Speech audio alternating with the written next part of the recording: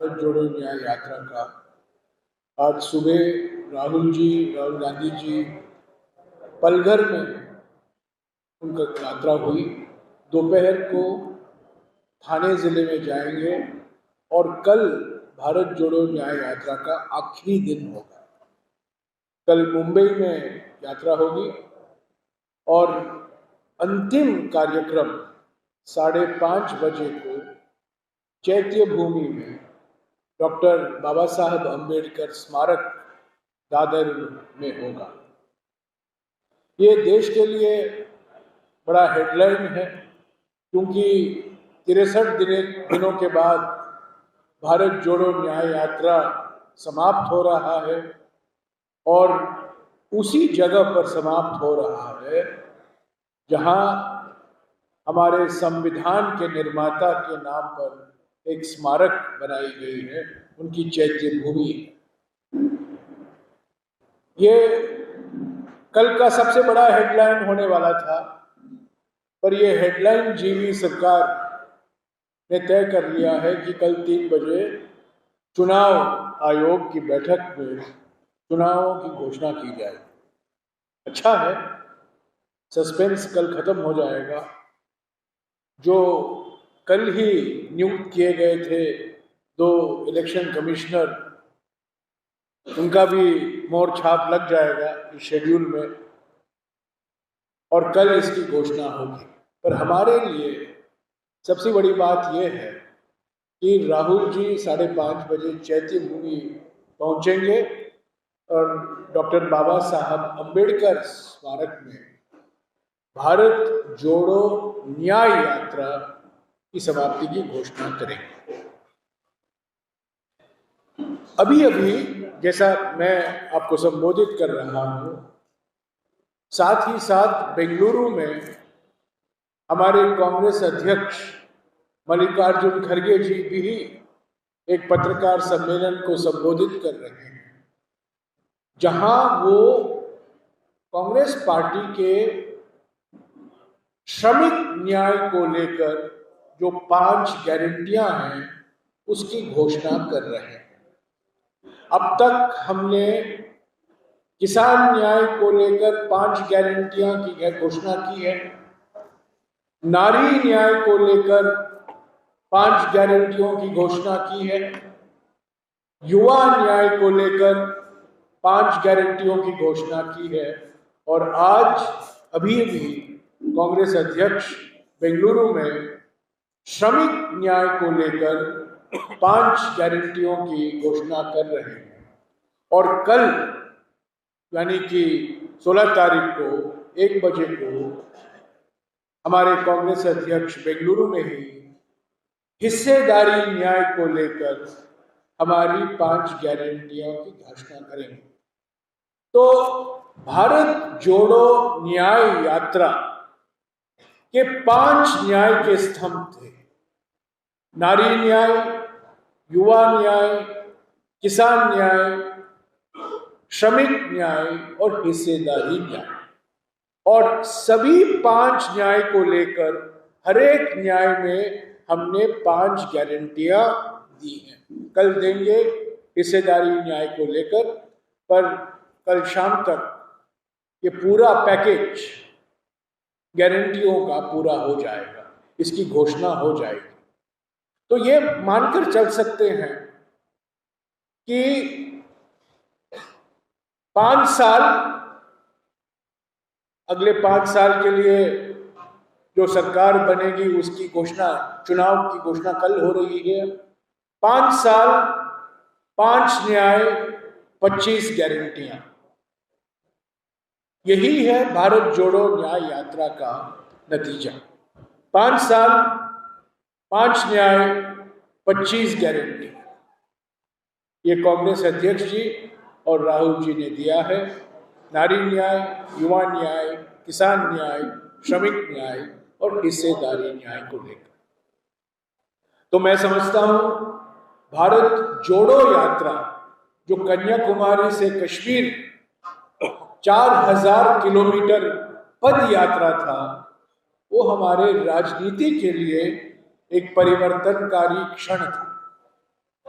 145 दिन राहुल जी और 200 भारत यात्री चले कन्याकुमारी से लेकर कश्मीर तक। और ये भारत जोड़ो न्याय यात्रा 14 जनवरी से लेकर 16 मार्च तक मणिपुर से लेकर इम्फाल से लेकर मुंबई तक करीब 6,200 किलोमीटर लंबा भारत जोड़ो न्याय यात्रा होगा। ये भी हमारे देश की राजनीति के लिए, हमारे देश के भविष्य के लिए एक परिवर्तनकारी क्षण होगा। ये एक आंदोलन है, ये वैचारिक यात्राएं हैं। दोनों यात्रा वैचारिक यात्रा है, विचारधारा की यात्रा है और ये यात्रा लंबे समय तक चलती रहे।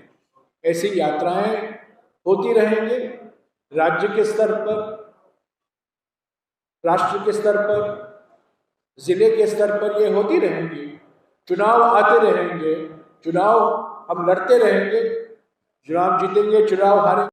एक सर, पहला सवाल, कांग्रेस इस देश की आज़ादी में पहली बार कांग्रेस हिस्सेदारी की बात कर रही है, 80-20 के आंकड़े की बात कर रही है। तो आपको नहीं लगता कि आगामी समय में अगर 80-20 का आंकड़ा जो जाति आधार पर की जा रही है, किस पार्टी ने देश को संविधान दिया बताइए? बाबा साहब अम्बेडकर ने 26 नवंबर 1949 को कॉन्स्टिट्यूएंट असेंबली में कहा कि अगर कांग्रेस पार्टी नहीं होती तो ये संविधान असंभव। ये कांग्रेस पार्टी का योगदान है, खुद बाबा साहब अम्बेडकर ने कहा। और इस संविधान के स्तंभ क्या है? सामाजिक न्याय, आरक्षण, पंथ निरपेक्षता। यही तो बदलना चाहते हैं नरेंद्र मोदी। इसीलिए 2/3 बहुमत मांग रहे हैं, 400 पार की बात कर रहे हैं, ताकि बाबा साहब अम्बेडकर को खत्म करें और मोदी के अम्बेडकर और मोदी के संविधान बनाएं। सर, मेरा सवाल सीधा तो सवाल का जवाब दे दिया मैंने।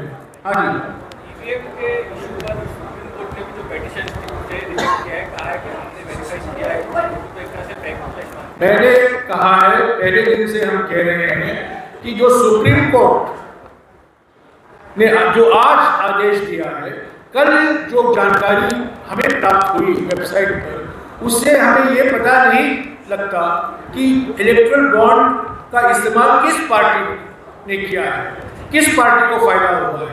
आज जो सुप्रीम कोर्ट ने जानकारी मांगी है और इलेक्शन कमीशन को कहा है कि ये पूरी जानकारी प्रकाशित होनी चाहिए, मैं समझता हूँ कि जब ये जानकारी आएगी तब उसके बाद साफ हो जाएगा कि कौन कौन से पार्टियां किन किन इलेक्टोरल बॉन्ड से फायदा हो रही है। अधूरी जानकारी थी हमारी। हम ईवीएम के खिलाफ नहीं हैं, हालांकि भारत एकमात्र ऐसा देश, महत्वपूर्ण देश है, लोकतंत्र है, जहां ईवीएम का इस्तेमाल हो रहा है। और ये ईवीएम बनाते हैं बेंगलुरु के public sector company Bharat electronics, जिसके बोर्ड ऑफ डायरेक्टर्स में 4 बीजेपी के कार्यकर्ता या अधिकारी डायरेक्टर हैं। इसको छोड़िए, ईवीएम का इस्तेमाल कीजिए, पर 100% वीवीपैट होना जरूरी है, ताकि हर एक व्यक्ति को विश्वास हो कि जब वो बटन दबा रहे हैं वो असली बटन दबा रहे हैं। कई लोगों का अनुभव है, कई लोगों ने कहा है, साहब हमने तो पंजे पर दबाया था पर बत्ती निकली कमल के फूल पर। ये अलग अलग राज्यों में कई लोगों का अनुभव रहा है। तो हम ये चाह रहे हैं कि पेपर ट्रेल हो, ताकि जो मतदाता हैं उनको पूरा विश्वास हो कि उनका वोट सही तरीके से रजिस्टर हुआ है। तो वीवीपैट को लेकर हमारी एक ही मांग है। हम मई 23, 2023 से ये मांग कर रहे हैं, हमें 15 मिनट दीजिए, हम एक आपको दस्तावेज पेश करना चाहते हैं। जो आप करेंगे आपका निर्णय होगा। आप सर्वोच्च संस्थान है, संवैधानिक संस्थान है, पर हमें मौका तो दीजिए। बात करने से इनकार कर रहे हैं। मैं चुनाव आयोग से सीधा सवाल करना चाहता हूं, क्यों डरे हुए हैं हमें मिलने? डरो मत, मैं कहूंगा सीईसी को, डरो मत। अब तक जो रोजगार आपको दिया गया है वो खतरे में नहीं है। अगर आप वहां से मिलेंगे 15 मिनट के लिए आप मिलेंगे, वो भी तो क्यों डरे हुए हैं? और सबसे बड़ी बात, कौन डरा रहा है, कौन धमकी दे रहा है कि इन पार्टियों से मत मिलो वीवीपैट के मामले में? इलेक्ट्रॉनिक बॉन्ड के जो आंकड़े सामने आ गए, उसमें कुछ कंपनियां ऐसी है जो 2019 का मामला है, जब उन पर ईडी की रेड पड़ी थी। उसके बाद में उन कंपनियों ने कुछ इलेक्ट्रॉनिक बॉन्ड खरीद लिए हैं। तो कांग्रेस पार्टी इस मुद्दे पे जांच की मांग करेगी। हम तो पहले दिन से कह रहे हैं, मैंने पिछले 3 हफ्ते से मैं कह रहा हूँ और आज भी कह रहा हूँ, कल के लिस्ट में 4 तरीके की कंपनी हैं, 4 तरीके की कंपनी है। पहला जो कंपनी जो इस कैटेगरी में आता है, चंदा दो धंधा दो, यानी कि बॉन्ड बेचा उसके बाद कॉन्ट्रैक्ट मिला। दूसरा कंपनी है हफ्ता वसूल, जिनके खिलाफ ईडी का रेड हुआ है, सीबीआई का रेड हुआ है या धमकी दी गई है, वो इलेक्ट्रॉनिक बॉन्ड खरीदते हैं। तीसरा कैटेगरी कंपनी है जिनको कॉन्ट्रैक्ट मिला हुआ है और वो कॉन्ट्रैक्ट मिलने के लिए घूस देते हैं सीधा। और चौथा कैटेगरी है वो शेयर कंपनी, वो कंपनी खोखले हैं, खोखले कंपनी को इस्तेमाल किया गया है चंदा इलेक्ट्रॉनिक बॉन्ड खरीदने के लिए। मेरे विचार में ये स्वतंत्र भारत का सबसे बड़ा घोटाला है।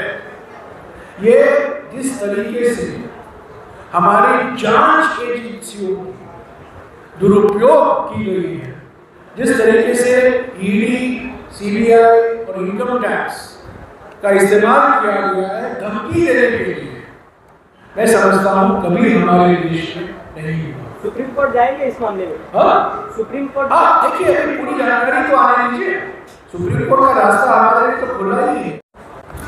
हमारे यहाँ आपको मालूम होगा कि दारू में कार्बन होने जा रहा है DNP की तरफ से, तो इसके बारे में यहाँ के मछुआरे और लोकल सब जो है विरोध में है, कांग्रेस पर इसके बारे में क्या? कुछ 7 महीने पहले मैं पूर्व पर्यावरण मंत्री हूँ, मैं वाधवन जगह के वो कोर्ट देखा हूँ, कई साल पहले गया था, अभी नहीं गया हूँ, कई साल पहले गया था। मैं जानता हूँ कि यहाँ के आदिवासी समाज, यहाँ के मछुआरे, हजारों लोग इस बंदरगाह के खिलाफ हैं और मैंने स्पष्ट कहा है कि सुनवाई के बिना पर्यावरण की अनुमति कानून के मुताबिक नहीं दी जा सकती। पब्लिक हियरिंग होना जरूरी है, सबको सुनकर ही निर्णय लेना चाहिए। पर मोदी सरकार के समय पिछले 10 साल मैं कह सकता हूँ ये पब्लिक हियरिंग जो है, जो हमारे कानून में हमारा प्रावधान है, 1986 का कानून है, एनवायरमेंट प्रोटेक्शन एक्ट, जहाँ पब्लिक है वहाँ हियरिंग नहीं होता है और जहाँ हियरिंग है वहाँ पब्लिक नहीं है। ऐसे ही इनको अनुमति दी जाती है। हम इस बंदरगाह के खिलाफ हैं। मैंने स्पष्ट भाषा में कहा है, हम आदिवासियों और मछुआरों के परिवारों के साथ खड़े हुए हैं और जिस तरीके से, और ख़ास तौर से ये देवेंद्र फडणवीस का बड़ा योगदान है इस प्रोजेक्ट में, ज़बरदस्ती ये बंदरगाह प्रोजेक्ट जो लगा रहे हैं, हम इसके खिलाफ हैं। जनता से विचार विमर्श होना चाहिए, उनसे बातचीत होनी चाहिए, उनकी जो आशंकाएं हैं उनको दूर करने की कोशिश की जानी चाहिए। ये नहीं कि आपने तय किया कि यहाँ बंदरगाह होगा और बंदरगाह वहीं होगा। समझ गए? हाँ जी। बीजेपी ने ऐलान किया है कि हम 400 पार करेंगे और भारत को महासत्ता बनाएंगे। 400 क्यों पार करेंगे, ये बात समझिए। 400 इसीलिए पार करेंगे ताकि संविधान को वो उखाड़ कर फेंकेंगे, बाबा साहब अम्बेडकर का योगदान ठुकराएंगे, नया संविधान आएगा। यही तो मोदी की मानसिकता है। इसीलिए 400 सीटों से ऊपर की बात कर रहे हैं। मोदी खुद नहीं बोलते हैं पर दूसरों से बुलवाते हैं। ना खाऊंगा ना खाने दूंगा, उनका एक पुराना नारा है, गलत नारा है। यहाँ ना बोलूंगा पर दूसरों से बुलवाऊंगा। ये उनके आर्थिक सलाहकार ने कहा है कि संविधान, नया संविधान चाहिए। ये सांसद ने कहा है, बीजेपी सांसद ने कहा है, कई सांसदों ने कहा है संविधान बदलना चाहिए। तो ये 400 लगा के रखे हैं। एक ही मकसद है, बाबा साहब अम्बेडकर के संविधान को खत्म करना।